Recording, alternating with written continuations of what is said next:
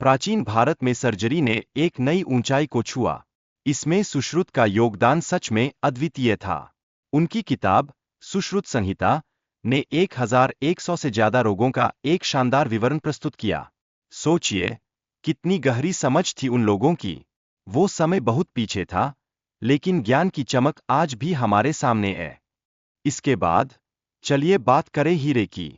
भारत में 18वीं सदी तक हीरे का एकमात्र स्रोत हमारी धरती थी। 4वीं सदी में हीरे का व्यापार और खोज ने इसे और भी संपन्न बना दिया। अब आप समझ सकते हैं कि उस समय हीरा कितना कीमती और महत्वपूर्ण था। अब हम इंद्र घाटी सभ्यता की ओर चलते हैं, जो लगभग 5000 साल पहले की है। इसमें उन्नत शहरी जीवन का विकास हुआ।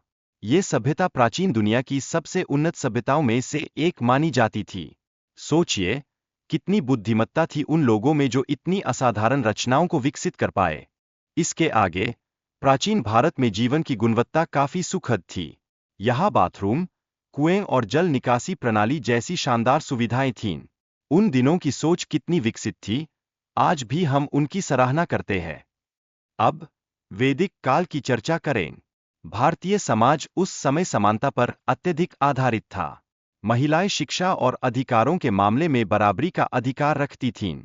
ये एक वास्तविक प्रगति थी, जो हमें दिखाती है कि कैसे समाज में बदलाव संभव है। शैम्पू के बारे में भी जानिए। ये शब्द हिंदी के चंपो से आया है, जिसका अर्थ मालिश करना है। ये प्रथा भारत में शुरू हुई थी। हमारी संस्कृति ने हमेशा सुंदरता और देखभाल को प्राथमिकता दी है। आर्यभट्ट की बात करें तो उन्होंने 5वीं सदी में खगोल विज्ञान पर कई महत्वपूर्ण विचार प्रस्तुत किए। उन्होंने वर्ष की लंबाई और पाई का मान भी निकाला। ये सब बातें हमें दिखाती है कि उस समय कितनी गहरी सोच और ज्ञान था। चतुरंगा की कहानी सुनिए, जो शतरंज का पूर्वज है।